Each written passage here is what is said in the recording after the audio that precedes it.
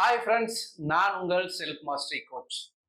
எந்த ஒரு successful ரிலேஷன்ஷிப்புக்கும் healthy பவுண்டரிஸ்ங்கிறது முக்கியமானது. ஆனால் அதை எப்படி செட் பண்ணுறதுன்னு தான் கேட்குறீங்க.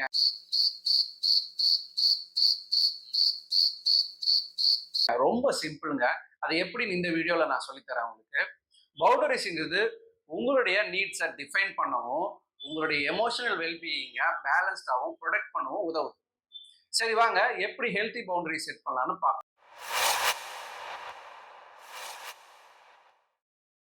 முதல் விஷயம் என்னன்னா, பி கிளியர். உங்களுடைய பவுண்டரிஸை கிளியரா நீங்க தெரிஞ்சுக்கிட்டு டிஃபைன் பண்ணி வச்சுக்கோங்க. அடுத்தது என்னன்னு கேட்டீங்கன்னா, ஓப்பன் கம்யூனிகேஷன்.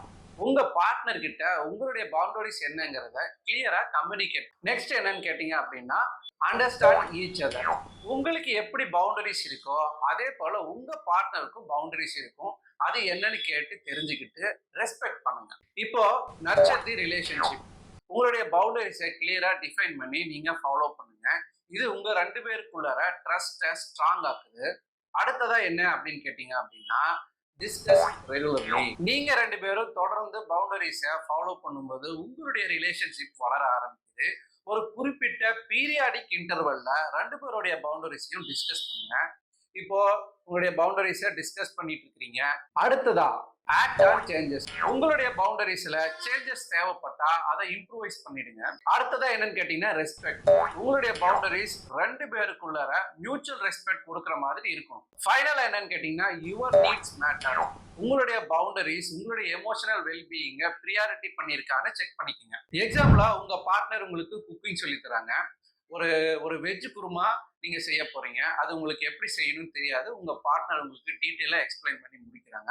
இப்போ நீங்க குக்கிங் ஸ்டார்ட் பண்ண போறீங்க. உங்க பார்ட்னர் வந்து வெஜிடபிள்ஸ் சாப் பண்ணிக்கிட்டே உங்களுக்கு இன்ஸ்ட்ரக்ஷன் கொடுத்துட்டு இருக்காங்க.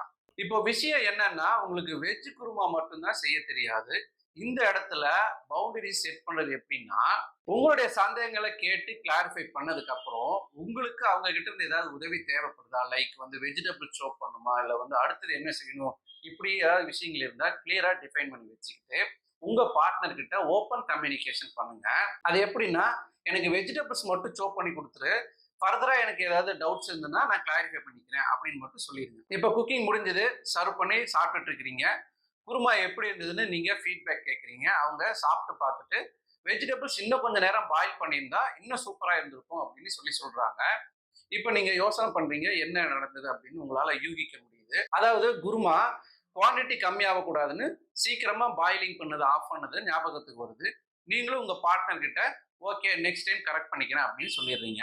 அடுத்த டைம் வெஜ் குருமா செய்றீங்க, அதை உங்க பார்ட்னருக்கு கொடுக்குறீங்க. அதை அவங்க சாப்பிட்டு பார்த்துட்டு ஓகே சூப்பர்னு சொல்லிடுறாங்க. இங்க 2 பேருக்குள்ள பேலன்ஸ்டான பவுண்டரிஸ் உருவாகி இருக்கிறது உங்களால கவனிக்க முடியும்.